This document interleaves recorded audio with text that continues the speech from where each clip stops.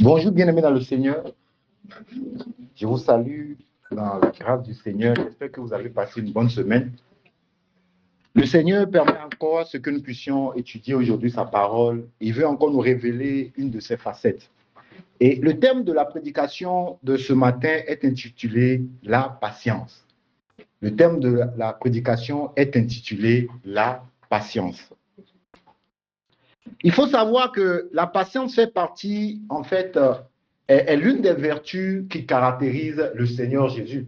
Vous savez, quand le Seigneur nous permet de pouvoir écouter une prédication ou bien de suivre une exhortation, l'objectif, c'est de présenter une facette de Jésus. L'objectif, en fait, c'est encore de pouvoir nous pousser à le ressembler encore davantage. Voilà. Et il faut savoir que la patience fait partie de ces vertus qui caractérisent le Seigneur, aussi bien que l'amour. Nous allons le voir tout à l'heure. Et la patience est vraiment un élément sur lequel le Seigneur insiste beaucoup.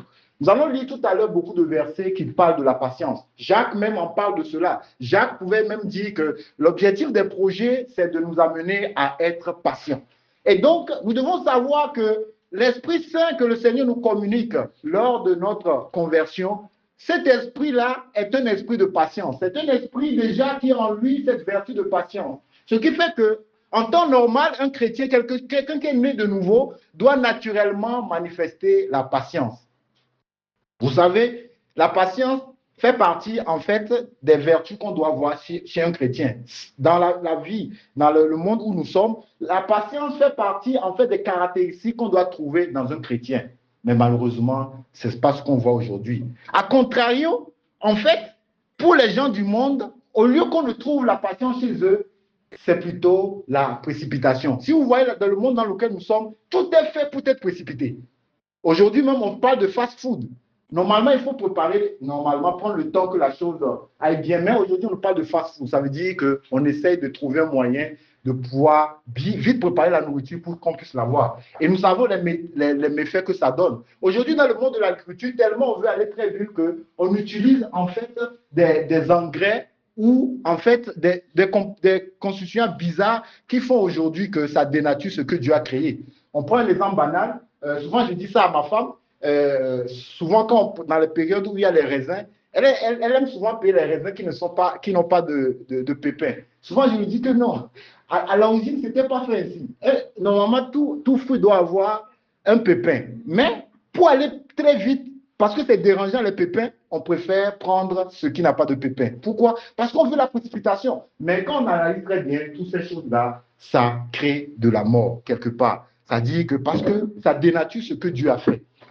Aujourd'hui, il y a plein de choses qui sont faites pour que nous allions vite, que ce soit le téléphone, que ce soit Internet, voilà, que ce soit les machines que nous avons à la maison. Mais si vous essayez de bien étudier tous ces éléments nous conduisent peu à peu vers la mort. Tous ces éléments, en fait, ont des méfaits sur nous. Pourquoi? Parce qu'on veut aller plus vite que ce que Dieu veut. Et ce qui fait que malheureusement, aujourd'hui, cette précipitation est entrée également dans la grande maison de Dieu, dans le christianisme. Parce qu'aujourd'hui, vous allez voir que beaucoup de faux pasteurs se basent sur l'impatience de beaucoup. Aujourd'hui, vous allez voir que beaucoup de fausses doctrines sont construites sur le fait que les gens ne veulent pas patienter. Je donne un exemple banal. Les gens veulent vite se marier. Les gens veulent vite avoir des enfants. Les gens veulent vite avoir leur diplôme. Les gens veulent que leur business puisse vite marcher. Et donc, du coup, en fait, ils cherchent cette solution au sein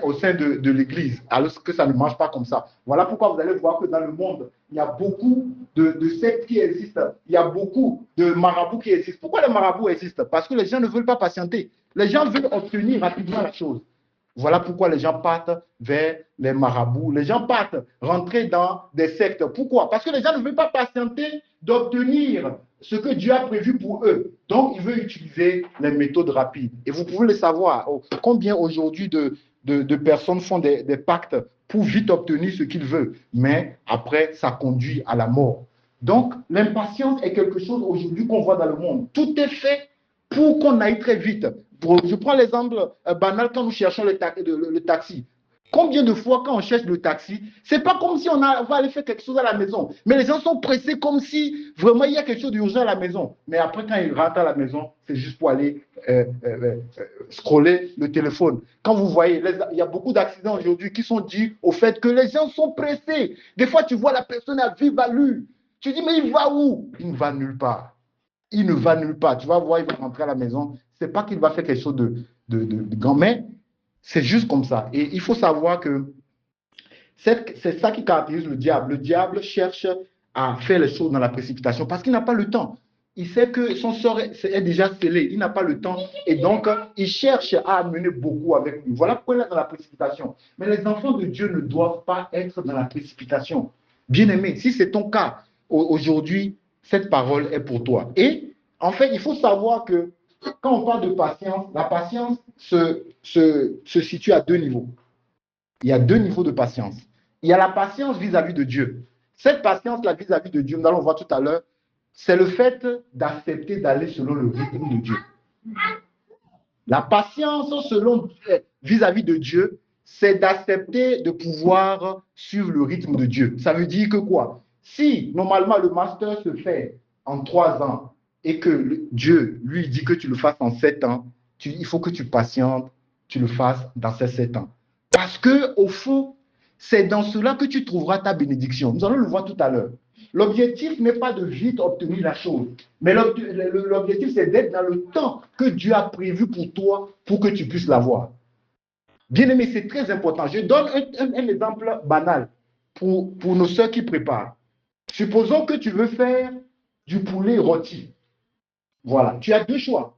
Si tu veux faire le poulet rôti, quand soit tu mets le poulet, tu le marines très bien, tu le mets au four et tu augmentes la température parce que tu veux obtenir très vite. Vous savez ce qui va se passer? Tu vas obtenir un poulet cramé qui est noir. Ça, c'est le premier choix. Tu veux aller très vite, tu mets comment l'appelle-t-on? La chaleur à fond. Mais deuxième choix, tu diminues la température et tu laisses la chaleur bien rentrer dans le poulet jusqu'à ce que ça cuise. Bien aimé, c'est ça qui va te donner le bon poulet que tu vas manger. C'est la même chose. C'est-à-dire que le diable te propose d'obtenir le poulet cramé. Parce qu'il te dit fais vite, fais vite, fais vite. Il n'y a pas de temps. Mais après, tu ne pourras pas en jouir. Pourquoi? Parce que quand tu vas le manger, ça sera amer. C'est la même chose dans la vie. Nous devons savoir que Dieu fait, la Bible nous déclare dans Ecclésiaste que Dieu fait toutes choses bonnes en son temps. Le plus important, c'est le temps de Dieu.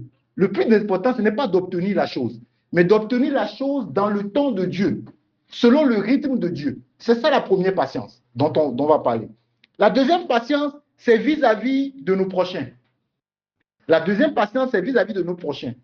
Cette patience-là, ça nous amène à pouvoir supporter notre prochain. Même si il fait un comportement qui n'est pas bien, nous allons le supporter et prier que Dieu fasse le travail en lui jusqu'à ce qu'il puisse ressembler à la statue parfaite. C'est ça la deuxième patience. Et ce manque de patience, c'est ça qui crée des divisions dans beaucoup d'assemblées. Pourquoi? Parce qu'on veut que la personne soit ce que nous voulons à l'instant. Ça ne se passe pas ainsi, bien-aimé. Et ce qui est bizarre, c'est que nous oublions, nous-mêmes, combien Dieu a été patient envers nous. Bien-aimé, nous ne méritons pas la place où nous sommes aujourd'hui. Dieu a été patient envers nous, bien-aimé. Et donc, nous ne devons pas perdre de vue cela. Voilà, cette deuxième patience-là, elle est très importante dans toutes nos relations humaines. Même aujourd'hui, vous allez voir que beaucoup de personnes sont divorcées à cause de ce manque de patience. Pourquoi? Parce que chacun veut que l'autre soit ce qu'il veut à l'instant. Et ça ne marche pas, bien aimé. Et donc, Dieu veut nous parler de ces deux types de patience. Et cette patience, la deuxième type de patience également, c'est ce que nous devons avoir envers les bien-aimés que nous évangélisons. Combien de fois on évangile à 17h, on veut que la personne donne sa vie à Dieu à 18h30. Non, ça ne marche pas ainsi. Bien-aimé, la patience demande à ce que, oui, je l'ai parlé du Seigneur. Maintenant, le Seigneur va faire le travail jusqu'à ce que ça puisse donner ce qu'il faut. Voilà, je ne dois pas être pressé. Oui, je ne dois pas mettre la pression à la personne. Oh, toi, à chaque fois, on te dit la même chose, tu ne changes pas. Tu ne veux pas donner ta vie au Seigneur. Non. Bien-aimé, en le faisant ainsi, en fait, on bafoue la grâce que Dieu nous a faite. Parce que Dieu a été patient vis-à-vis de nous, bien-aimés. Rappelez-vous, est-ce que parce que le premier jour, on vous a parlé de l'évangile, vous avez donné votre vie au Seigneur? Non. Non. Des fois, nous étions nés de nouveau, mais il y a des erreurs que nous faisons encore, comme des païens. Mais Dieu a été patient. Dans le secret, on faisait des erreurs. Peut-être les gens ne nous ont pas vus, mais Dieu a été patient. Donc Dieu veut nous parler aujourd'hui de la patience à tous ces niveaux et c'est très important. Et pour voir en fait que cette patience-là, en fait, la vie de l'esprit que Dieu nous communique, cette patience est déjà dans cette vie. Nous allons le voir. Galates 5, verset 22. Galates 5.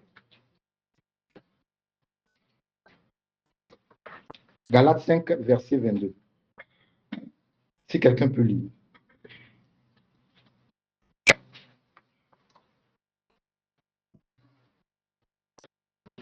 Galates 5, verset 22.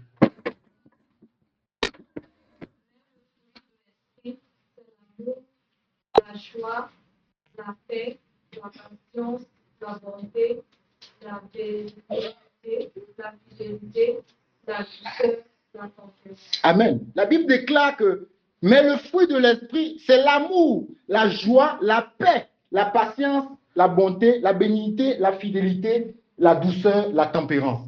Simplement, en français facile, ça veut dire que, en fait, la vie de l'esprit qui nous est communiquée lorsque nous naissons de nouveau, c'est un pacte. Et dans ce pacte-là, il y a plusieurs choses. Dans ce pacte-là, il y a l'amour, il y a la joie, la paix, il y a la patience, il y a la bonté, la bénignité, la fidélité, la douceur et la tempérance. Ce qui veut dire qu'un chrétien, de façon normale, doit manifester la patience. Pourquoi? Parce qu'il a déjà reçu l'élément qui lui permet d'être patient. Bien aimé, aujourd'hui, nous devons marquer la différence vis-à-vis de païens. Aujourd'hui, c'est triste de voir beaucoup de chrétiens qui sont aussi précipités, à obtenir les résultats. Non, ça ne marche pas ainsi. Bien aimé, nous avons reçu un esprit qui nous communique la patience. C'est très important parce que c'est une vertu qui caractérise et qui fait partie des caractéristiques du Seigneur lui-même. Parce que regardez comment le Seigneur a été patient. Quand nous voyons les erreurs qu'ont commis même les disciples, mais Jésus a été patient vis-à-vis d'eux. Quand nous pensons à Pierre qui disait que voilà, lui il ne va jamais renier le Seigneur. Mais qu'est-ce qui s'est passé? Il a renié 3 fois, n'est-ce pas? Mais est-ce que le Seigneur l'a rappelé cela? Non, le Seigneur a été patient. Et c'est ce même Pierre, après, quand nous lisons le livre des Actes, c'est ce Pierre-là qui a été utilisé puissamment par Dieu pour convertir 3000 personnes. Voilà. Donc, en tant que chrétiens, nous devons être patients. C'est normal de voir nos collègues de travail qui sont impatients. C'est normal de voir beaucoup de personnes que nous fréquentons dans le monde qui sont impatients. Pourquoi? Parce qu'ils n'ont pas reçu l'élément qui les rend patients. Pour être patient, il faut recevoir la vie de Jésus en nous, il faut recevoir la vie de l'Esprit en nous, et c'est là qui nous rend patients. Et donc, nous n'avons pas de raison à ne pas être patients. Pourquoi? Parce que nous avons reçu l'élément qui nous rend patients. Nous avons simplement besoin de nous laisser conduire par cela et ne pas chercher à pouvoir ressembler aux autres. Et cette prédication, le Seigneur veut le faire pour nous interpeller, nous dire d'être patients.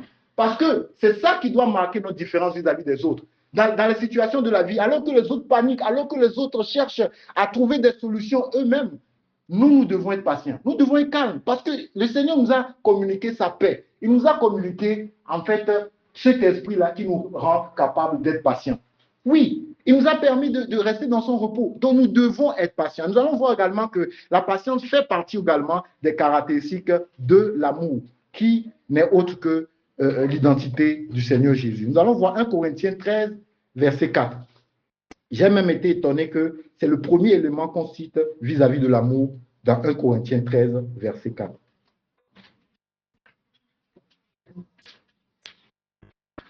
« 1 Corinthiens 13, verset 4.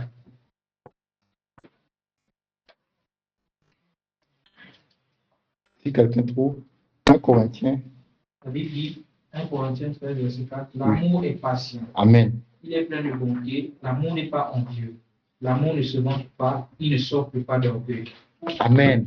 Vous voyez, le premier élément ici qu'on nous donne de l'amour, c'est que l'amour est patient. Et c'est vrai. Parce que quiconque a l'amour, il n'a pas le choix que d'être patient. Oui, pour supporter l'autre, il faut être patient. Et c'est à cela que le Seigneur nous appelle. Et nous ne devons pas perdre de vue que nous avons déjà reçu cette vie de l'Esprit qui nous rend capables d'être patients, bien-aimés. À partir d'aujourd'hui, le Seigneur veut que nous soyons portés par cette vie et que nous manifestions la patience partout où nous sommes. Quelle que soit la situation qu'on nous soumet, que nous puissions être patients. Être patient. Patient vis-à-vis de Dieu, patient vis-à-vis de nos bien-aimés. Dans l'assemblée, nous devons être patients. Si nous ne sommes pas patients, ça ne va pas aller. Parce que nous venons de plusieurs horizons, nous avons reçu plusieurs éducations différentes et nous avons plusieurs caractères différents. Mais si nous ne sommes pas patients les uns envers les autres, ça ne va pas le faire, bien-aimés. Ça ne va pas le faire. À chaque fois, nous serons énervés, à chaque fois, nous serons en colère vis-à-vis de l'autre. Mais nous devons être patients. Pourquoi? Parce que nous sommes différents, nous venons de plusieurs horizons. Voilà, la manière de comprendre certaines choses au Togo, c'est différent au Gabon, c'est différent au Congo-Brazza et autres. Donc, si nous ne sommes pas patients, nous ne pouvons pas véritablement vivre la vie que le Seigneur veut pour nous, bien-aimés. Oui, nous devons être patients. Dieu nous appelle à être patients. Pourquoi? Parce que lui-même, il a d'abord manifesté cette patience envers nous. Bien-aimés, nous étions condamnés à recevoir la colère de Dieu sur nous. Est-ce que vous le saviez? Éphésiens le dit, mais Dieu a été patient. Dieu a été patient. Imaginez Dieu qui voyait son fils crucifié à la croix, son fils unique. Bien-aimé, si ce n'est pas la patience, comment il peut accepter un truc pareil? Il a fait pour toi et pour moi. Pourquoi? Parce qu'il a été patient. Il a été patient pendant toutes ces années jusqu'à ce que l'œuvre de la croix puisse s'accomplir. Bien-aimé, Dieu nous appelle à être patients. Et nous devons savoir une chose, c'est que le diable cherche à nous précipiter afin que nous puissions être détournés de la volonté de Dieu. Mettons-le dans la tête. Le diable veut nous précipiter pour que nous soyons détournés de la vision que Dieu a prévue pour nous. Parce que le diable, en fait, il est la première personne, en fait, qui est au courant de toutes les bénédictions que Dieu a prévues pour nous. Sachez-le très bien. Le diable, il est le premier qui maîtrise toutes les bénédictions que Dieu a prévues pour nous. Et donc, son objectif, des fois, c'est de créer la précipitation pour que nous puissions être détournés de la voie de Dieu.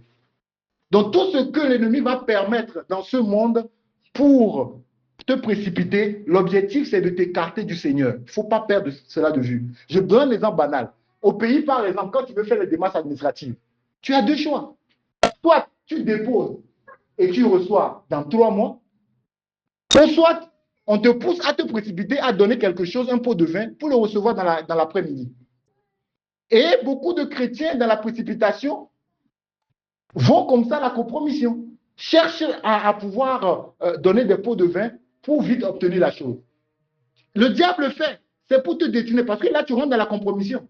Là, tu viens de pécher. Et ça va ouvrir une certaine porte. Donc, sachons-le, le diable veut la précipitation pour nous faire pécher. Ça, en fait, il n'y a aucune raison. Ce n'est pas que pour que tu ailles vite. Non, hein, le diable, lui, s'en fout que tu ailles vite. Le plus important pour lui, c'est pour que toi aussi, tu ailles en enfer avec lui. Son objectif n'est même pas de te chercher du bien. Donc, dis-toi dans la tête que tout ce que ce monde te propose pour aller vite, bien aimé, c'est pour te amener dans la perdition. C'est dans tous les domaines. Je prends l'exemple dans nos pays africains, c'est sûr que c'est déjà arrivé également chez vous. Combien de fois il y a beaucoup de systèmes Ponzi qui sont arrivés, qui promettent à ce que, voilà, tu donnes une petite somme d'argent et après quelques moments, tu deviens millionnaire. Mais il faut faire recruter quelqu'un, recruter plusieurs personnes, après tu deviens millionnaire. En fait, ça, c'est pour vous précipiter et vous amener dans des problèmes. Et ça te pousse à la cupidité. Tout ce que le monde propose pour que tu ailles vite, sache qu'il y a la mort derrière. Tout ce que le monde propose, je vous assure, tout ce que le monde propose pour aller très vite, il y a la mort derrière. Que personne ne vous trompe. Pourquoi? Parce que le monde le fait ainsi, afin d'égarer beaucoup, afin de pousser beaucoup à être dans la compromission, afin de pousser beaucoup à ne pas être dans la volonté de Dieu. Bien-aimé, c'est cela. Tout ce que le diable va proposer, ou ce que le monde va vous proposer pour aller très vite, bien-aimé, fuyez. Aujourd'hui, dans le monde, si tu veux détecter un arnaqueur, sa particularité, c'est qu'il va vouloir que tu fasses la chose vite. Il va vouloir que tu fasses vite. Il ne va pas vouloir te donner le temps de réfléchir. Il va dire que, ah non, mais ça va finir bientôt. Hein. Si tu ne profites pas maintenant, ça va finir. Bien-aimé. Voilà pourquoi moi, ma femme me connaît pour ça. Quand je vais quelque part, que ce soit dans une boutique pour payer quelque chose, et que je vois le vendeur en train de me dire que, ah, monsieur, il ne reste que un. Hein. Si vous ne payez pas ça après, je dis, ok, c'est bon. S'il reste un, c'est que c'est pas grave. Je peux laisser tomber. Oui, parce que ne fais jamais les choses avec précipitation. Nous allons voir tout à l'heure la fin. Tout ce que nous ne faisons pas précipitation, ça va nous pousser à pécher. La Bible le dit, ce n'est pas moi. Nous allons le lire tout à l'heure dans Proverbe. Évitons la précipitation. Soyons patients, bien-aimés. Le manque de patience a amené beaucoup de personnes dans des choses bizarres. Le manque de patience a fait que beaucoup sont rentrés aujourd'hui dans des sectes. Le manque de patience a poussé beaucoup aujourd'hui à aller se faire laver par des pasteurs. Le manque de patience a poussé beaucoup à choper d'autres esprits. Pourquoi? Parce qu'il ne veut pas attendre que la chose s'accomplisse dans le temps du Seigneur. Bien aimé, le temps du Seigneur, c'est le temps qui est mieux. C'est le temps qui est mieux pour nous. Et nous allons voir quelques exemples tout à l'heure, combien le fait de pouvoir se précipiter, le manque de patience nous détourne de la voie du Seigneur. Nous allons commencer par l'histoire de Samuel, que sûrement beaucoup connaissent. 1 Samuel 13.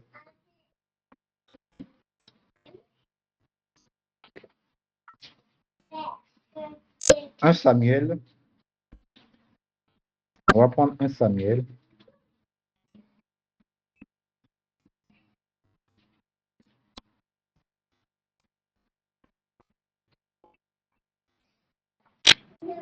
Un Samuel 13,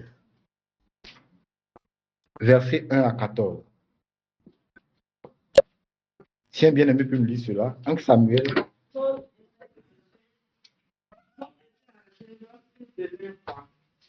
Et il avait déjà régné 2 ans sur Israël.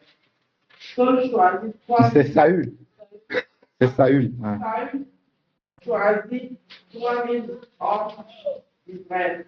2 000 étaient avec lui à Michmash. Michmash. Sur la montagne de Béthel. Et 1 000 étaient avec Jonathan à Béa de Benjamin. Ne renvoyant le reste du peuple, chacun à sa tente. Jonathan partit de poste des Philistins qui était à Déba, et les Philistins la prirent. Saül fit sonner de la trompette dans tout le pays, en disant que les Hébreux écoutent. Tout Israël entendit que l'on disait Saül a battu le poste des Philistins et Israël se rend au Dieu aux Philistins. Et le peuple fut convoqué auprès de Saül à Gilgal. Les Philistins s'attendèrent pour combattre Israël.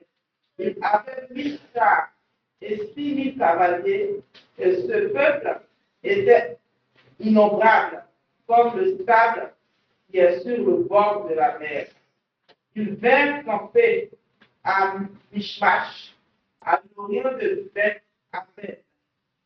Les hommes d'Israël se virent à l'extrémité, car ils étaient serrés de près, et ils se cachèrent dans les cavernes, dans les buissons, dans les rochers, dans les tours et dans les citernes. Il y eut aussi des Hébreux qui passèrent le Jourdain pour aller au pays de Gad et de Galad. Saül était encore à Gilgal, et tout le peuple qui se trouvait auprès de lui semblait. Il attendit 7 jours, selon le terme fixé par Samuel. Mais Samuel n'arrivait pas à Gilgal, et le peuple se dispersait loin de Saül.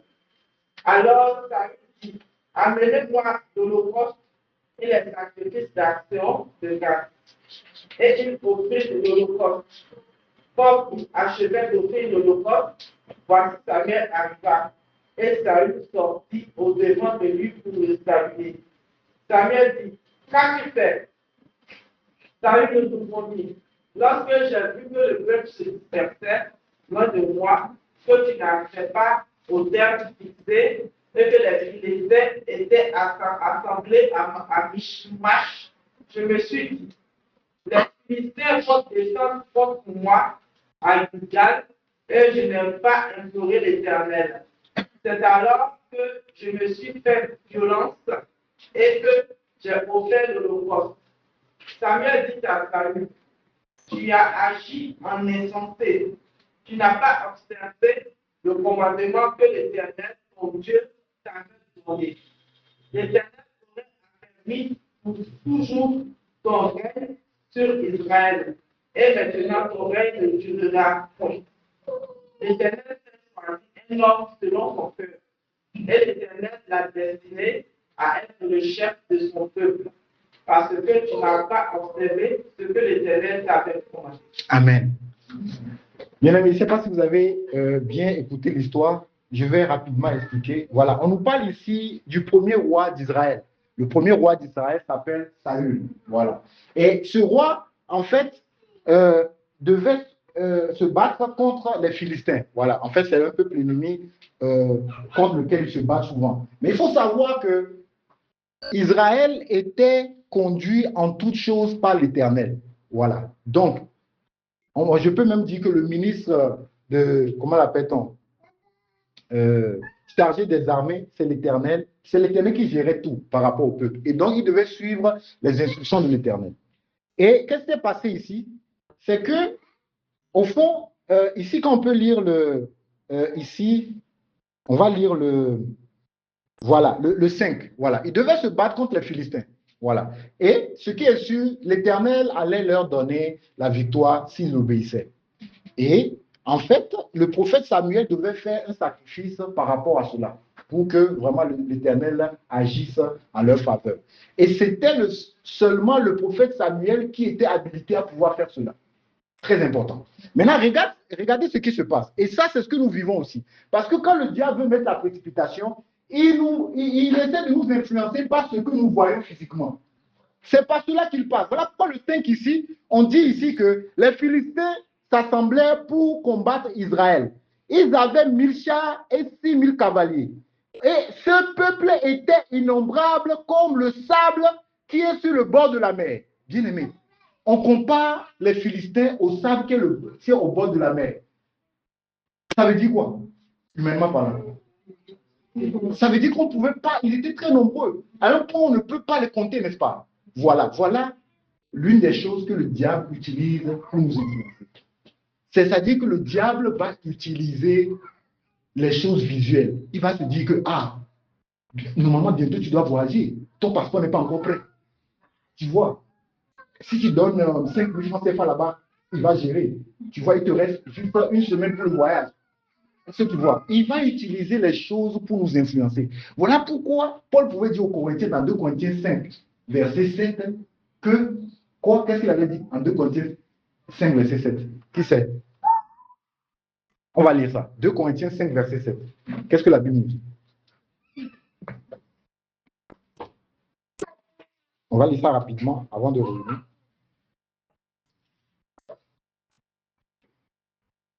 Car nous marchons par la foi et non par la vue. Alléluia. Qu'est-ce que vous comprenez par là? Qu'est-ce que vous comprenez par là? Là, il parle des chrétiens. Car nous marchons et non par la vue. Qu'est-ce que vous avez compris par là? Qu'est-ce que vous avez compris?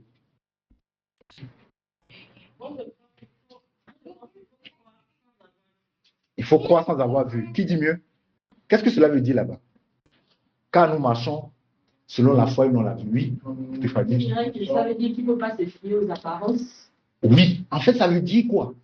La science nous dit à l'école, on nous dit que en science de la vie et de la terre, ceux qui se rappellent de leur cours, on nous dit que l'organe de la vue, c'est quoi? En fait, il faut savoir que l'organe de la vue, c'est l'œil pour l'homme à l'état de nature.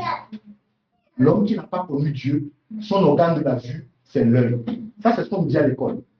Mais il y a un truc qu'on ne nous a pas dit à l'école. C'est que quand tu deviens chrétien, l'œil n'est plus ton organe de la vue. Bien aimé, il ne s'agit pas de bouger la tête. Si vous ne mettez pas ça dans la tête, le diable va vous tromper. En tant que chrétien, l'œil n'est plus en fait l'organe de la vue. Oui, voilà pourquoi quand je parle chez le médecin me dit que j'ai telle pathologie. Je vais lui dire que gloire à Dieu. Ça, c'est selon les yeux humains. Mais selon la foi, je n'ai pas cette maladie. Parce qu'à la croix, on m'a dit que par les blessures de Christ, je suis guéri. Bien aimé, si vous ne comprenez pas ça, le diable va vous tromper. C'est ça qui fait, voilà, et c'est ça l'erreur, c'est ce qui a piégé, comment l'appelle-t-on? C'est ce qui a piégé Saül. Bien-aimé, nous ne regardons plus par la vue, bien-aimé. Si tu regardes encore par la vue, en fait, c'est la vue qui fait que tu dis que non, la licence c'est 3 ans. Moi, je suis en train de faire 7 ans. Mais c'est bizarre, mes amis sont en train de me quitter. Non, ça c'est selon la vue. Bien aimé, c'est selon la vue. Je vous ai donné l'histoire la dernière fois de, comment l'appelle-t-on, le plus grand architecte au monde, le gars qui a reçu le meilleur prix d'architecte au monde. Je vous ai dit ça la dernière fois. Il a eu son bac à 40 ans. Bien aimé, il a eu son bac à 40 ans. Est-ce que vous imaginez ça? Il a eu son bac à 40 ans, mais cela ne l'a pas empêché de pouvoir dire qu'il va étudier. Il a fait 6 ans d'architecture, il est sorti, il a reçu le prix de meilleur architecte. Vous savez, il y a beaucoup de personnes qui ont eu le diplôme d'architecte à 24 ans, mais ils n'ont jamais reçu ce prix. On ne le connaît même pas. Est-ce que vous comprenez? Donc, ça veut dire que selon la vue, ce gars-là, c'était fini pour lui. C'est sûr, quand je vous ai dit qu'il a eu le bac à 40 ans, vous avez dit, ah, le gars-là aussi, hein, il est aussi bête comme ça. Vous avez, sûrement, vous avez dit ça. Ah, il fallait laisser. Non, mais selon la vue, en fait, pour lui, c'était fini. Bien aimé, si nous regardons selon la vue, le diable va nous piéger. Et aujourd'hui, c'est le cas de beaucoup de chrétiens. Ils sont pressés, ils veulent se marier. Pourquoi? Ah, oh, j'ai déjà, mon âge est en train d'avancer. Ah, mes amis sont, ah, bien aimé, ça c'est selon la vue. Calme-toi. Selon la foi, demande au Seigneur, il va te dire. Selon la foi, c'est ce qu'il faut. Et c'est ce qui a trompé ici, truc. Et c'est encore aller plus loin. Qu'est-ce qui s'est passé? En fait, ici, avant même en fait, le diable a déjà envoyé ça comme un premier signal. Voilà, il a vu que Saül a résisté encore, n'est-ce pas? Maintenant, il y a un deuxième élément ici. Avant qu'il nous dise, je vais lire à partir du 6. Les hommes d'Israël se virent à l'extrémité car ils étaient serrés prêts. Et ils se cachaient dans les cavernes, dans les buissons, dans les rochers, dans les tours et dans les citernes. Il y eut aussi des Hébreux qui passaient le Jourdain pour aller au pays de Gad et de Galad. Saül était encore à Gilgal et tout le peuple qui se trouvait auprès de lui tremblait. Vous avez vu? On dit que tout le peuple tremblait. Voilà un roi, un chef de guerre qui est là et qui consulte ton armée pour pouvoir battre les Philistins. Mais tu vois que l'armée, sur le compte, tu comptes, ils sont comme une poule mouillée. Ils sont en train de trembler. Est-ce que vous voyez? C'est ça que le diable nous fait aussi. Ah, ton âge est en train d'avancer. Trembler là, c'est ça. Ton âge est en train d'avancer. Ah, il te reste 7 jours pour le truc là, pour avoir le passeport. Tu n'as pas encore reçu. On te demande tel ici. Bien aimé, c'est ça. C'est ça. C'est ça le trembler. Pourquoi? Parce que Saül regardait par les yeux. Et au fond, on nous dit ici que après le côté où il tremblait, on dit il attendit 7 jours selon le thème fixé par Samuel. Le thème fixé par Samuel n'est que le temps de Dieu. Vous savez quoi? Dieu avait déjà prévu que le peuple d'Israël allait remporter la victoire. Et l'instruction de Dieu, c'est quoi? C'est que Saül devait attendre 7 jours. Après ces 7 jours-là, Samuel devait faire le sacrifice et ils allaient gagner. Des fois, même souvent comme ça, avec plusieurs histoires, même avec Gédéon, on a vu, c'est comme le camp adverse, ils s'entretuent entre eux. Tu vas voir que le peuple d'Israël ne combat même pas. Donc, Dieu avait déjà prévu que le peuple d'Israël allait gagner. Dieu, pour lui, il pouvait gagner. Maintenant, Dieu a donné l'instruction, c'est qu'il devait attendre 7 jours. On dit selon le thème fixé par Samuel, mais Samuel n'arrivait pas à Gilgal et le peuple se dispersait loin de Saül. Vous voyez, au départ, il tremblait. Bon, on a dit qu'ils sont comme le sable de la mer, ils sont très nombreux. Après, l'armée de Saül tremblait. Et après, carrément, au moins, quand ils tremblent, ils sont à côté de toi. Tu te dis que les gars sont là avec moi, au moins, on peut faire quelque chose. Non seulement ils tremblaient, à un moment donné, commençaient à se disperser. C'est-à-dire que c'est comme chacun se disait que moi, je ne vais pas mourir. Hein. J'ai mes enfants à la maison. Tout le monde se dispersait. Et ça, c'est le diable qui fait cela. Pourquoi? Pour créer le stress dans le cœur de Saül, pour le pousser à prendre une décision qui est contraire à la volonté de Dieu. Je vous assure, l'objectif du diable, c'était de pousser Saül à prendre une décision qui est contre la parole de Dieu. Et on nous dit ici que c'est juste après ça que on dit il a attendu 7 jours. C'est ce qui est bizarre. Hein? Vous savez, il a attendu 7 jours, jusqu'au 7e jour. Mais la journée n'était pas encore finie. Le 7e jour, hein, regardez ce qui est passé. Et on dit que comme il achevait, on dit alors Saül dit, amenez-moi l'holocauste et les sacrifices d'action de grâce. Et il offrit l'holocauste. C'est là où Saül s'est fait piéger. Vous voyez? Parce que l'objectif du diable, c'était de pousser Saül à faire le sacrifice. Parce c'était pas lui. Il y avait certaines personnes qui étaient consacrées pour ça, pour faire le sacrifice. C'était pas lui de le faire. Le diable voulait le pousser à faire quelque chose qui est contre la volonté de Dieu. Sachez-le, quand le diable veut nous précipiter, son objectif, c'est de nous pousser à faire ce qui est contre la volonté de Dieu. Soit à nous pousser à la compromission, soit à nous pousser à prendre la place de quelqu'un d'autre, soit à pouvoir vouloir acquérir la chose, mais pas dans le temps que Dieu a prévu pour nous. Parce que Dieu peut prévoir une bénédiction pour toi, mais quand tu ne reçois pas cette bénédiction dans le temps fixé, ce n'est pas une bénédiction, ça devient une malédiction pour toi. Je ne sais pas si vous le savez. Dieu peut te dire que je te promets telle chose, mais fais attention. Il a fixé un temps pour cela. Et c'est dans ce temps-là que tu vas vivre son repos. Mais si tu l'obtiens en dehors de cela, bien aimé, ça va te créer des tourments. Ce n'est pas moi qui le dis, nous allons le voir tout à l'heure. Et c'est ce qui s'est passé avec Saül ici. Et regardez ce qui se passe. C'est triste. On dit comment il achevait d'offrir l'Holocauste. Regardez, il a attendu jusqu'au 7e jour. Il a essayé d'offrir l'Holocauste. Et on nous dit ici que comme il achevait d'offrir l'Holocauste, voici Samuel arriva et Saül sortit au-devant de lui pour le saluer. Samuel dit, qu'as-tu fait? Saül répondit, lorsque j'ai vu que le peuple se dispersait loin de moi. Vous voyez, c'est comme moi, lorsque j'ai vu que mon âge avançait, j'ai voulu aller avec tel frère. Parce que comme j'ai vu que j'ai fait 6 ans en licence, bon, j'ai voulu tricher un peu pour faire tel. Comme j'ai vu que, bien aimé, toutes les raisons que vous pouvez trouver, voilà ici ce que Saül a donné. Mais c'est grave. Et vous voyez comment c'est triste. C'est-à-dire qu'il fallait seulement, il lui restait seulement quelques secondes à patienter un peu pour qu'il rentre dans le repos de Dieu. Mais ces quelques secondes-là, il n'a pas patienté et c'est fini. Il a tout perdu. Et regardez ici les conséquences. On nous dit ici, il a dit, le 12, je me suis dit, bien aimé, enlevez ça là de votre langage. Il n'y a pas de je me suis dit, bien aimé, c'est ce que Dieu a dit. Je me suis dit que bon, comme ça fait 6 ans que je suis en train de passer la licence là, au moins si je trichais, j'allais finir. Bien aimé, non. Je me suis dit que, comme ça fait longtemps, je n'arrivais pas à trouver le boulot là. Voilà, comme on m'a proposé ça, même si ce n'est pas dans la volonté de Dieu, je voulais au moins, bien aimé, il n'y a pas de je me suis dit, c'est ce que Dieu dit. Parce que si tu reçois la chose non dans le temps de Dieu, ça devient une malédiction pour toi. Et regardez ce qui s'est passé ici. Samuel dit à Saül, conséquence de la décision de Saül, tu as agi en insensé. Ça veut dire que tu as agi en fou. C'est ce que ça veut dire.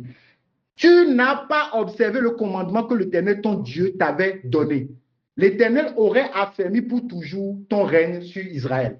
Donc, quand nous lisons cela, ça veut dire quoi? Quel est le plus important? Qu'est-ce qui est le plus important? Est-ce que c'est d'obtenir le résultat que nous voulons ou bien d'être à la volonté de l'Éternel? Qu'est-ce qui est le plus important? C'est l'obéissance qui est important, bien-aimé. Il a offert l'Holocauste, mais c'est l'obéissance qui importe à Dieu. Et il a bien dit que si tu étais obéissant, Dieu allait affermir ton tour pour toujours, bien-aimé, imaginez. Et c'est Dieu qui a affermi. Et Dieu s'attend à ce que tu fasses la chose dans sa volonté, bien-aimé. Bien-aimé, ne nous pressons pas, ne nous pressons pas. Sinon, nous allons avoir le pain de douleur, sinon nous allons avoir des chagrins toute notre vie. Bien-aimé, il ne s'agit pas d'obtenir la chose. Il s'agit d'être dans la volonté de Dieu. Bien-aimé, si Dieu dit, tu es en train de cheminer avec une personne, et Dieu dit que vous devez vous marier en 2035. Bien-aimé, si vous précipitez, vous mariez le 31 décembre 2034 à 21h30 ou bien à 23h30, bien-aimé, tu vas subir la malédiction. Parce que tu n'es pas dans le temps de Dieu. C'est très important. Pour Dieu, chaque bénédiction qu'il donne, il y a un temps qui est fixé par rapport à ça. Ecclésiaste nous dit que Dieu fait toutes choses bonnes en son temps. Et donc, si tu le fais avant le temps, bien-aimé, tu ne vas pas vivre le repos de Dieu. Après le temps, non. Tu dois le faire dans le temps qui est fixé. C'est là où tu vas vivre le repos de Dieu. Et c'est ce que Saül devait attendre. Il devait attendre que les autres secondes puissent s'écouler. Samuel vient et il va voir combien l'Éternel allait faire ce qu'il puisse gagner. Mais il a pensé comme vous. Ah oui, mon âge avance, je dois avoir des enfants. Ah, mon âge avance, je dois avoir tel diplôme. Ah, vraiment, pour les études comme ça, bien aimé. Mon business n'avance pas vite, je veux avoir bien aimé. Si vous ne patientez pas, vous allez voir que vous allez souffrir. L'objectif n'est pas d'avoir le résultat, mais d'avoir le résultat dans le temps fixé par Dieu. On va voir un exemple concret. Nous allons prendre Genèse 16. Genèse 16.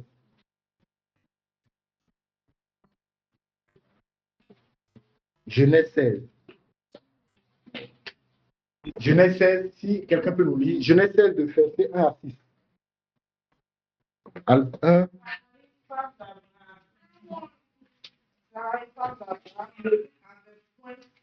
Donné d'enfant. Donné à Agar. Et Sarah dit à Agar, voici, l'Éternel m'a rendu stérile. Viens, je te prie, vers ma servante. Peut-être aurais-je par elle des enfants. Abraham écouta la voix de Sarah. Alors Sarah, femme d'Abraham, prit Agar, l'Égyptienne, sa servante, et la donna pour femme à Abraham. Son mari, après qu'Abraham eut habité 10 années dans le pays de Canaan, il alla vers Agar, et elle devint enceinte. Quand elle se vit enceinte, elle regarda sa maîtresse avec mépris. Et Sarah dit à Abraham, l'outrage qui m'est fait de ton sur toi. J'ai mis ma servante dans ton sein. Et quand elle a vu qu'elle était enceinte, elle m'a regardé avec mépris. Que l'Éternel soit juge entre moi et toi. Abraham répondit à Sarai, voici, ta servante est en ton pouvoir. Agis à son égard comme tu le trouveras bon. Alors Sarai maltraita et Agar s'enfuit loin d'elle. Très bien. Voilà encore une histoire qui nous enseigne beaucoup, bien aimé. Tout le monde connaît Abraham, le père de la foi. Abraham a été marié à Sarah que l'Éternel avait rendue stérile. Donc, ils n'ont pas eu d'enfant. Maintenant, Abraham avait l'âge de 75 ans. Dieu lui fait cette promesse qu'il lui donnera une postérité. Donc, ça veut dire qu'il va le bénir, il va avoir un enfant. Donc, ça veut dire que Dieu a prévu déjà bénir Abraham. Dieu a dit à Abraham, je vais te bénir, tu vas avoir un enfant. Abraham avait 75 ans quand Dieu lui avait dit qu'il aura un enfant. Maintenant, le problème, c'est quoi? Le problème, c'est que, est-ce que Abraham a attendu d'avoir dans le temps fixé par Dieu? C'est ça, c'est ce qu'on va voir maintenant. Donc, Dieu a libéré une parole, une promesse, pour dire à Abraham que voilà, je vais te bénir. Est-ce que vous voyez? Maintenant, le problème, c'est que, on va lire ici, on dit, alors Sarai, Sarai, femme d'Abraham, ne lui avait point donné d'enfant. Elle avait une servante égyptienne nommée Agar. En fait, ce qui s'est passé, c'est quoi? C'est que Abraham a reçu la promesse.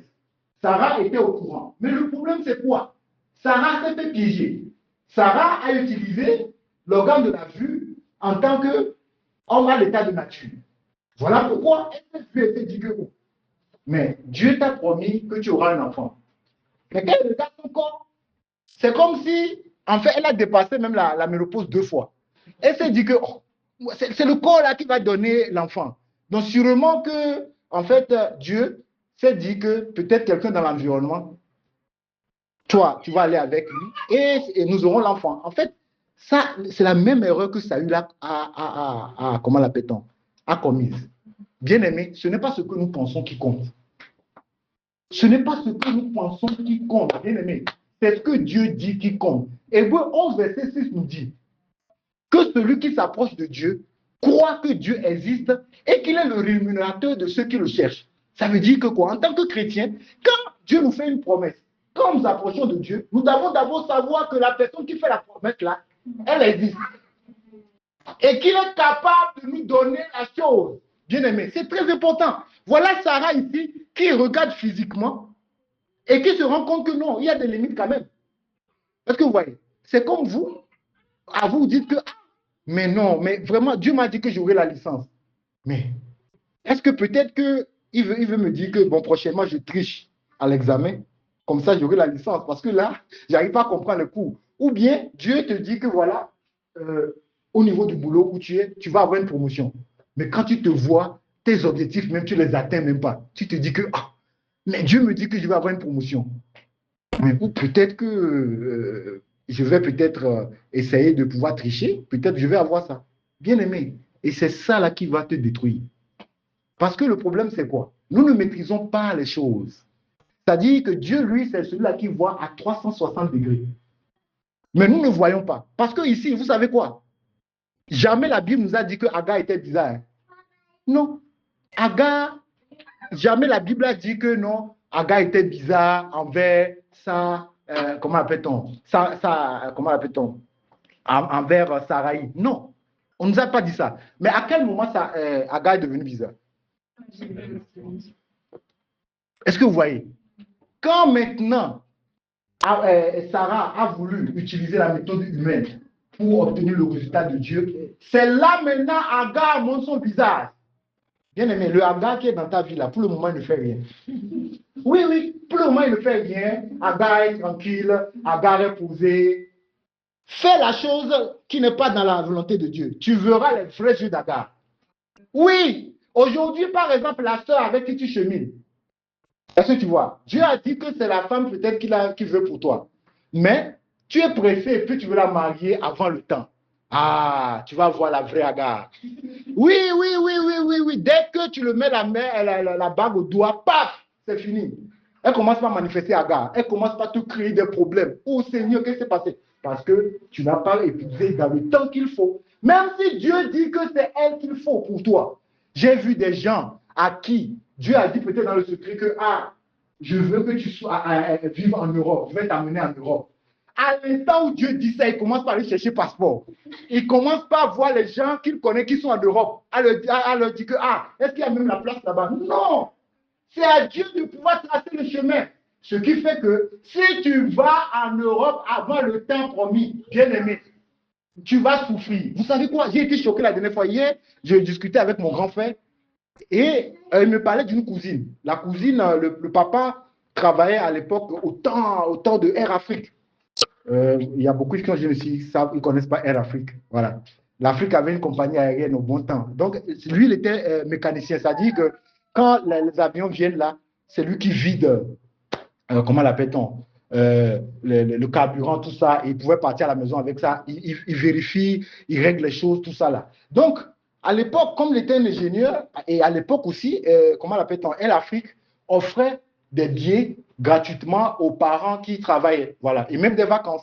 C'est-à-dire tu pouvais choisir un pays, tu pars en Allemagne, tranquille, sa famille part là-bas, et puis il revient. On leur offrait ça comme ça. Voilà. Donc lui, il a profité de ça, et puis il avait une fille et puis un garçon, et puis il a profité des vacances là. Il devait partir aux États-Unis. Il lui a dit, ne revenez plus. Donc partez et puis ne revenez plus. Effectivement, ils sont partis. Voilà, tac. Ils sont revenus. Ce n'est pas les États-Unis de maintenant. Là. Voilà. Donc, ils étaient partis aux États-Unis. Voilà. Donc, ils sont restés aux États-Unis là-bas. Ils ne sont plus revenus. Bien aimé. Vous savez que ma cousine, là, ça fait près de 22 ans qu'elle est aux États-Unis n'a pas papier. Moi, j'ai été choqué. Ça dit qu'elle est partie avant même que moi, je puisse faire le bac. Mais jusqu'alors, elle n'a pas le papier. Mais j'imagine combien de présidents sont passés. Non, mais sérieux. Et à cause de ça, elle n'arrive même pas à rentrer au pays. Et j'ai réalisé que oui, c'est ça. Partir aux États-Unis, c'est bien. Mais si tu ne pars pas aux États-Unis au temps où Dieu veut pour toi, c'est ça. Elle est dans une prison assez ouverte. Parce qu'elle ne peut même pas venir au pays. Elle est là comme ça seulement. Elle est là depuis là-bas. Parce qu'elle sait aujourd'hui que dès qu'elle vient, pac, c'est fini. Elle ne peut plus repartir. Et tout revient à zéro. Vous voyez? Mais je vous assure que j'ai jamais imaginé qu'il peut y avoir des cas comme ça. Après 22 ans, et elle n'a pas de papier. Mais j'étais choqué, je me dis, mais à quoi ça sert? Si c'est pour aller se fermer quelque part, en fait, tu vis comme un chien. Sérieux? Tu gagnes, tu manges, tu dors. C'est tout ça. Tu ne fais rien. La vie, c'est pas ça. La vie, c'est de quitter. Si je veux aller visiter ma famille, je pars au moins pour aller voir. À quoi ça sert? Tu as l'argent pour rentrer au pays voir les parents, mais tu ne peux pas partir. Parce que si tu rentres, c'est fini, tu ne peux plus revenir. Donc, tu te consoles, tu prends l'argent, tu dis, j'envoie ça au pays. Mais c'est eux qui vont bouffer. Ça, tu ne gagnes rien. En fait, ça, c'est le cas de figure quand tu n'es pas patient. Quand tu n'es pas patient et que tu fais les choses, en fait, précipitamment, tu te retrouves dans ces cas de figure où tu es lié. C'est ce qui s'est passé ici. Donc, Sarah, quand elle voyait que, humainement parlant, elle ne pouvait pas, au lieu de regarder par les yeux de l'esprit, elle dit à son mari, ah voilà, si tu peux aller vers Agar. Et Abraham aussi n'a pas été sage. Il devait consulter l'Éternel. Vous savez, bien aimé, une chose qui va nous aider à ne pas être piégé par l'ennemi, c'est que si Dieu te donne la promesse, et qu'à un moment, tu remarques qu'il y a un doute en toi, tu remarques que vraiment, quand tu te vois physiquement, ça ne va pas. Bien aimé, qu'est-ce qu'il faut faire? Il faut repartir vers la personne qui t'a donné la promesse, pas vers l'humain, pas vers un pasteur et tout ça, qui t'a donné la promesse. Tu repars vers la personne qui, ah Seigneur, c'est vrai, tu as promis tel, mais quand moi je me vois même pas là-bas. C'est comment? Il va te dire, mon petit, calme-toi. J'ai des bons projets pour toi. Patiente. Mais quand tu vas maintenant se dire que non, ah Seigneur, moi quand je vois, je ne peux pas avoir le master. Tu te bats sur quoi? Tu te bats sur quoi? Et voilà maintenant ce qu'ils ont fait. Ils n'ont pas consulté l'Éternel. Et ils sont passés par Agar. Pour ceux qui ne le savent pas, est-ce que vous savez que cette erreur d'Abraham, ça continue de créer des dégâts? Il y a les guerres que nous trouvons aujourd'hui là. C'est l'erreur commise par Abraham. Les dégâts sont encore là. Abraham est parti. Hein? Il est parti, Agar est parti, Sarah est parti. Les trois même, ils ne sont plus là. Mais on subit les problèmes là actuellement. C'est pour nous dire que si nous ne faisons pas les choses selon le temps fixé par Dieu, si nous ne restons pas patients, nous allons créer des dégâts. Bien-aimé, si Dieu t'a fait la promesse que tu vas te marier, calme-toi, sois patient. Sois patient. Même si c'est la personne que Dieu t'a montré déjà que, c'est celle-là, sois patient. Et ce qui va te passer, c'est quoi? Si tu te maries au temps fixé par Dieu, bien aimé, tu vas vivre le bonheur. Tu seras dans le repos.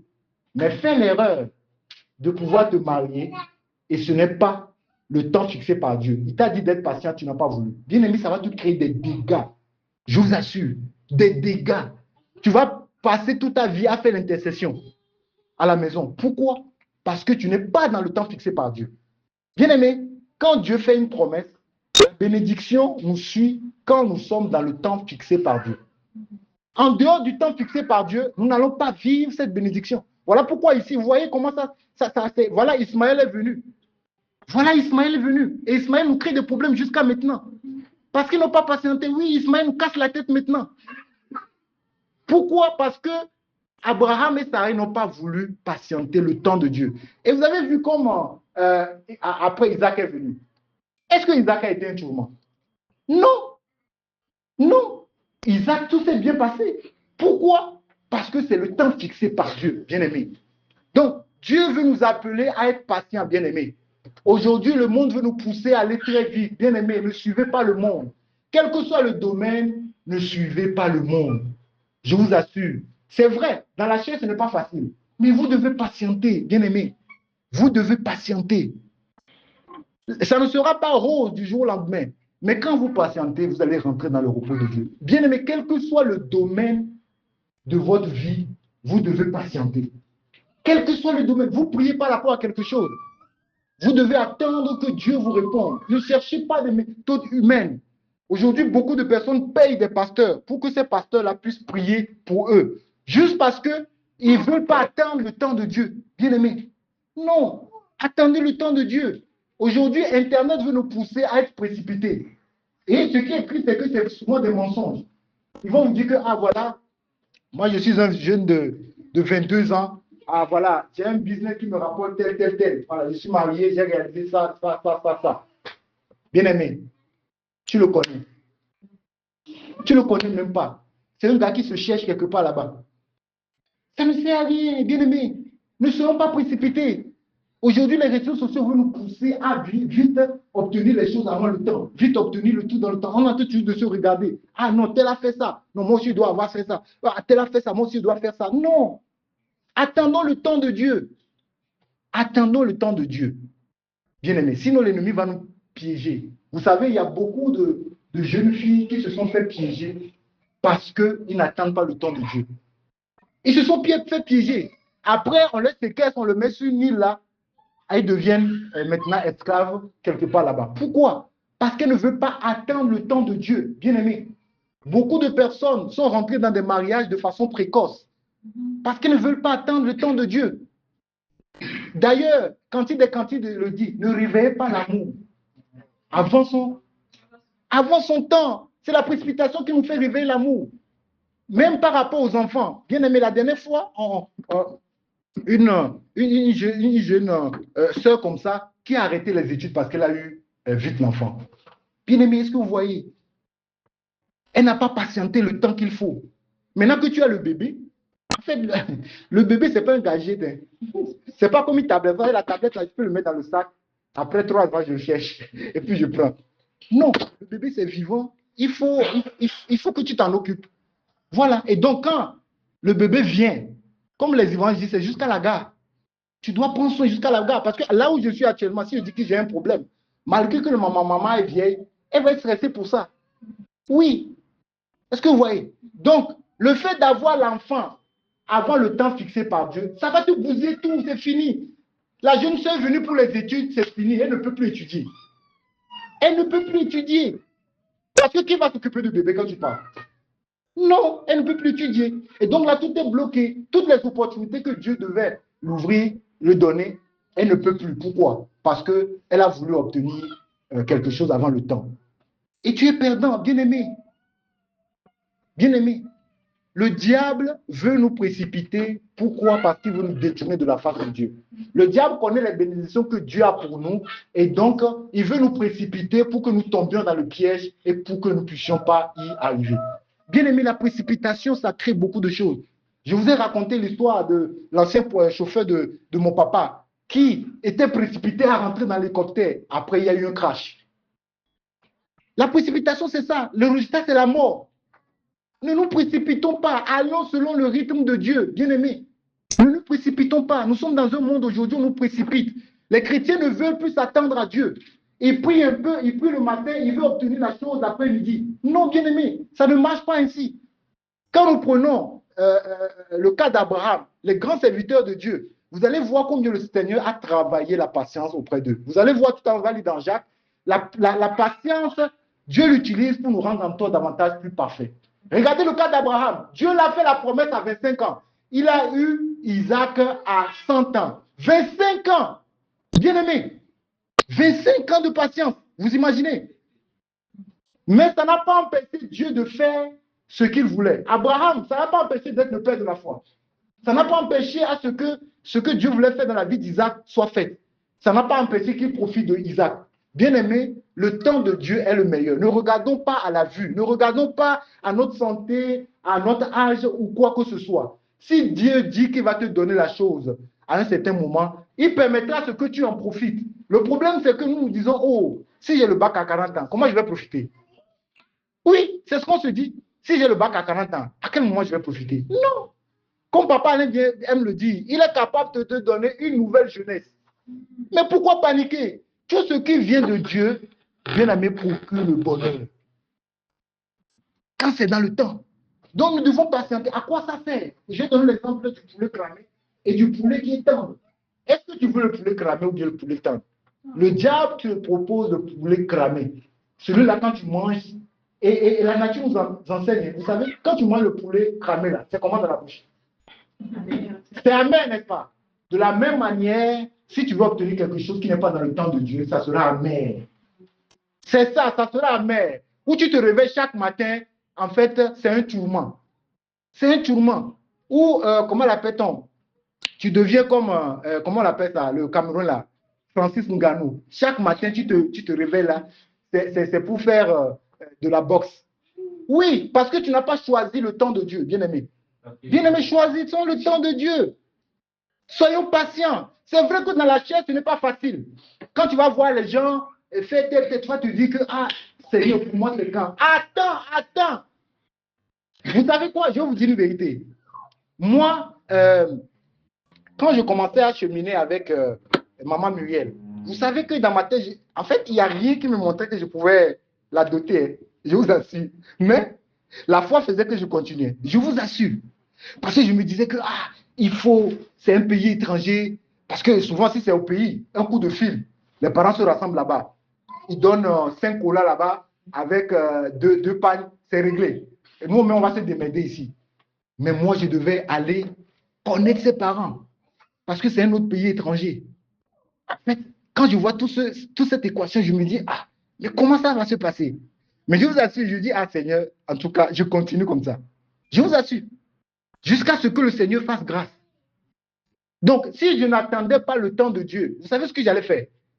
Si je n'attendais pas le temps de Dieu, parce qu'à l'époque, les gens disaient que, épouser une étrangère, là, c'est bizarre, il faut toujours épouser quelqu'un de chez toi, là, c'est facile. Mais c'est faux. C'est du n'importe quoi. À l'époque, je pouvais me dire que, ah non, je vais arrêter la relation, je vais chercher une Togolaise, comme ça, c'est plus simple. Comme c'est à côté, là, on peut le gérer. Mais c'est faux. C'est faux. J'aurais agi contre la volonté de Dieu. Mais il fallait que je patiente. Et aujourd'hui, Dieu a fait grâce. Nous devons patienter, bien-aimés. Et sachez-le, toujours visuellement, vous allez voir comme si vous n'allez pas pouvoir arriver. Ce n'est pas grave. En fait, c'est ça qui nous pousse même à s'appuyer sur Dieu. Voilà, Dieu permet cela aussi pour que nous puissions nous appuyer sur lui. Quand nous voyons que, humainement, nous ne pouvons pas y arriver, on s'appuie sur le Seigneur. Et c'est là que nous allons attendre son temps pour pouvoir rentrer en possession de ce qu'il a prévu pour nous. Bien-aimés, le Seigneur veut nous amener à patienter. Voilà. Troisième exemple que je voulais donner, on ne va pas forcément le lire, ça parle du fils prodige. Voilà. Vous connaissez cette histoire, n'est-ce pas? Du fils prodige. Voilà. Quelle est la particularité du fils prodige? Qu'est-ce qu'il a fait? Il était poussé avant son héritage. Il a pris son héritage avant le temps fixé. Pourquoi? Parce que normalement, on parle de papa d'héritage après la mort du papa, n'est-ce pas? Mais lui, il a voulu recevoir ça avant le temps fixé. Qu'est-ce que ça veut dire? Quelle était la conclusion? Oui, c'est la mort. Il s'est rendu compte qu'il a mal fait. Donc, bien aimé, et en fait, comme je vous le dis, le diable veut nous précipiter pour que nous puissions nous détourner de la face de Dieu. C'est ça, en fait. Un chrétien, il doit patienter. Un chrétien doit attendre le temps de Dieu. Bien aimé, vous savez quoi? Ce qui nous piège, c'est que nous voulons suivre le prototype de ce monde. Disons la vérité. Nous voulons suivre le prototype. Vous savez, si vous êtes dans un pays où les gens, ils ont les enfants à partir de 120 ans, vous savez, ça ne va pas vous créer un problème qu'à 30 ans, vous n'avez pas d'enfants. Dites-moi la vérité. Vous êtes dans un pays où, généralement, c'est à 120 ans qu'on commence à avoir des enfants. Et vous avez 30 ans. Est-ce que vous allez dire que, pourquoi quand vous avez 10 ans, vous ne dites pas aux parents, papa, je n'ai pas encore d'enfant? Pourquoi vous ne dites pas ça? Hein? C'est-à-dire qu'à un certain âge, à 15 ans, quand on vient te parler même d'une soeur, tu as une soeur, on te dit que, est-ce que tu penses au mariage? Ça te stresse, mais dis non, pardon. Je n'ai pas encore joué avec les poupées, je ne veux pas penser à ça. Ou bien, voilà. Le piège, c'est que nous voulons suivre le prototype du monde. En fait, le monde a créé un certain prototype. Et ce qui est triste, c'est que ce sont les païens qui doivent s'identifier à ce prototype. Mais le problème, c'est que nous, les chrétiens aussi, nous rentrons dans ce prototype. Voilà pourquoi tu vas voir quelqu'un, il est là, par exemple, il te dit, par exemple, nous, chez nous, au pays, il y a vraiment une forteresse de raisonnement. À un certain âge, si tu n'as pas un terrain, toi, ça veut dire que ta vie est ratée. Et les gens passent leur vie à vouloir avoir terrain. Bien aimé. Les gens passent toute leur vie. Ils font même des prêts pour avoir terrain. Et vous savez ce qui se passe? Quand ils construisent, après 5 ans, ils meurent. Ça ne sert même à rien. Ou soit les gens construisent maison à étage, et après, quand ils finissent là, ils ont un problème des genoux. Et donc, ils restent dans les chambres du bas. Ils n'arrivent même pas à monter. Bien aimé, ça c'est le monde qui le dit. Où est-ce que la Bible, est-ce que quand vous avez lu, Paul a dit qu'il a laissé un terrain? Vous avez vu? Il y a une partie même de la Bible où c'est écrit que Paul avait un seul manteau. Il a demandé qu'on lui ramène le manteau. Oui, bien aimé. Évitons de suivre les prototypes du monde. C'est le prototype du monde qui fait ça. Ah non, tu dois avoir terrain à tel âge. À tel âge, tu dois avoir enfant. À tel âge, tu dois te marier. Et ça, c'est un stress pour nous. Beaucoup de personnes, je vous cache pas, au pays, ils vivent pour avoir un terrain. Juste pour qu'on dise que oui, il a terrain. Voilà, que ah oui, moi j'ai terrain. Mais ça ne veut rien dire. Bien aimé, avoir terrain, ça ne veut rien dire. Ça ne veut rien dire. Aussi, beaucoup aujourd'hui veulent tout pour qu'on dise qu'ils sont mariés. Ah ouais, ah oui, je suis marié. Non, bien aimé, il faut attendre le temps fixé par Dieu. Ne cherchons pas sur le prototype du monde. On veut ressembler à tout le monde. Non, on n'est pas tout le monde. Quand tu es enfant de Dieu, tu dois ressembler à Christ. Dites-moi, combien d'immeubles Christ a construit? Ou bien de Airbnb il a mis en place avant de partir? Dites-moi. Hein? Combien? Ok, en termes de business, combien de business Christ a laissé? Il était charpentier. Vous savez c'est quoi charpentier? Jésus était charpentier. Ça dit que le Créateur, il est charpentier. Hein? Il est charpentier, bien aimé. Nous devons revenir à l'essentiel. Arrêtons de nous identifier aux païens. Les païens, ils peuvent dire que non, à tel moment je dois avoir voiture. À tel moment je dois avoir. Et puis, ce qui est triste, c'est que quand les gens se rencontrent, vous allez voir, quand un de vos anciens collègues de classe, il vous rencontre, ça fait longtemps. La plupart du temps, il ne va pas vous dire que, oh, est-ce que tu as accepté Jésus, tout ça là. Non, il va commencer par, ah, est-ce que tu es marié? Ah oui, tu as eu combien d'enfants? Ah ok, ah, ton mari fait quoi comme boulot? Ah ok, toi-même tu fais quoi comme boulot? C'est les mêmes questions qu'on va te poser. Ça, c'est le prototype du monde. Et c'est triste de voir que les chrétiens aussi rentrent dans ça. Non. Quand tu vois ton ancien collègue, tu vas lui dire, est-ce que tu as accepté Jésus? Parce que c'est le plus important. Mais vraiment, c'est le meilleur. Parce que c'est le meilleur cadeau qu'on puisse recevoir. Est-ce que tu as accepté Jésus? Donc, bien aimés, soyons patients. Attendons-nous à ce que Dieu veut. Et deuxième type de patience, c'est la patience vis-à-vis de notre prochain. Voilà. La patience vis-à-vis de mon prochain. Si je vois que la sœur, elle a un mauvais comportement vis-à-vis de moi, dans le secret, je vais prier pour elle. Je vais prier et je vais m'attendre, je vais patienter jusqu'à ce que le Seigneur fasse le travail dans sa vie pour qu'il puisse refléter. Je ne vais pas commencer à lui parler mal, à dire que non, toi tu es toujours comme ça, tu fais ça. Non. La patience, c'est de pouvoir supporter l'autre et de prier que Dieu puisse transformer. Vous savez, ce qui est souvent bizarre, en fait, souvent, chacun d'entre nous avons l'impression que c'est nous qui sommes bons. Alors que nous aussi, nous cassons la tête à des gens. Si on devait nous faire tous asseoir ici, on dit, les gars, livrez vos cœurs. Je vous assure que même jusqu'aux responsables, vous allez vous rendre compte que non, on a frustré beaucoup de personnes. Oui, donc la patience demande à ce que tu te dises d'abord que il peut arriver que tu fasses un comportement qui vexe l'autre. En fait, ce n'est pas parce que les gens ne viennent pas se plaindre chez toi. Il ne faut pas penser que là, tu es bon, hein, tu es irréprochable. Hein. Non, hein. Il y a des fois où les gens ne te disent pas, ce n'est pas un respect. Hein. Oui, hein. Il y a certaines personnes, si tu leur dis que la sœur oublie le respect vis-à-vis de moi, libère-toi.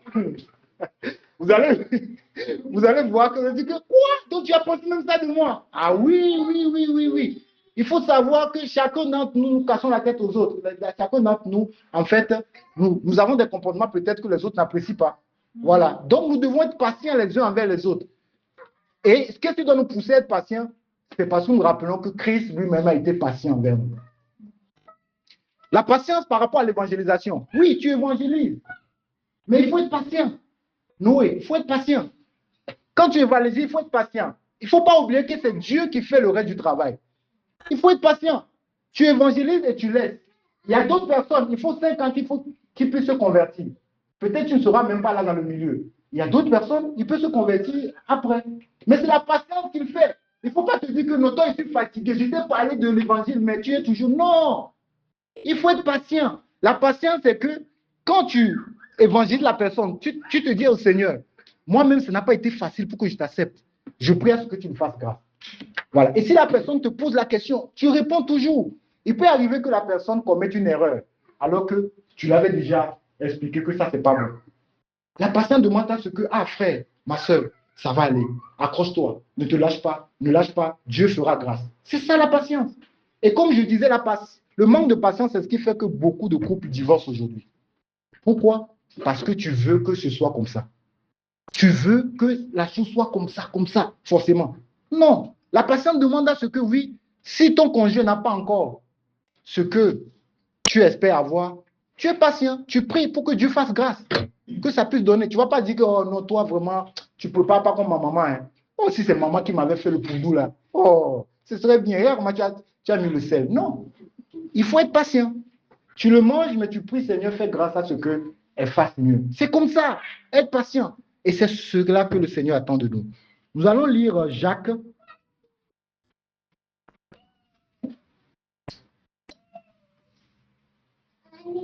Nous allons lire Jacques 1, versets 2 à 4.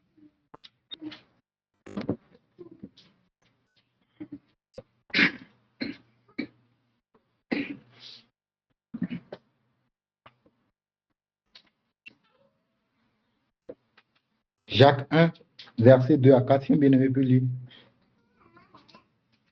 La Bible dit, mes frères, regardez comme un sujet de joie complète les diverses épreuves que vous exposées, sachant que l'épreuve de votre foi produit la patience. Amen. Mais il faut que la patience accomplisse parfaitement son œuvre, afin que vous soyez parfaits et accomplis sans faillir en rien. Alléluia.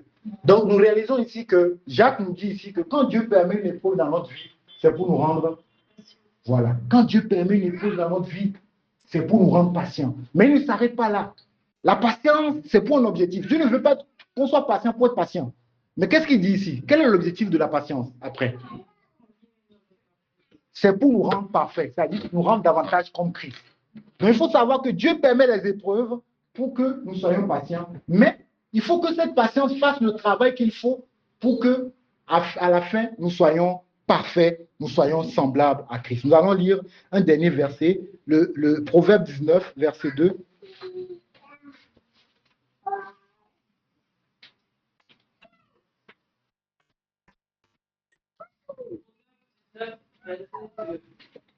Le manque de science vient bon pour les hommes. Et celui qui se suffit n'est pas fort. Très bien. Qu'est-ce que vous comprenez par là? À la fin, qu'est-ce que vous comprenez par là? Qu'est-ce que vous comprenez? Très bien. Celui qui n'est pas patient finit dans le péché. En fait, ça explique ce que je vous disais, que le diable, quand il veut nous rendre impatients, quand il veut que nous soyons précipités, l'objectif, c'est que nous puissions tomber dans le péché. Et il sait que quand nous tombons dans le péché, en fait, nous ne sommes pas agréables devant les yeux du Seigneur. Donc, le Seigneur veut nous appeler à être patients. Patients vis-à-vis de lui-même par rapport au plan qu'il a pour notre vie, et patient vis-à-vis de notre prochain pour attendre à ce que Dieu fasse le travail qu'il faut dans sa vie. Nous allons prier que le Seigneur nous aide véritablement à être patients. Prions.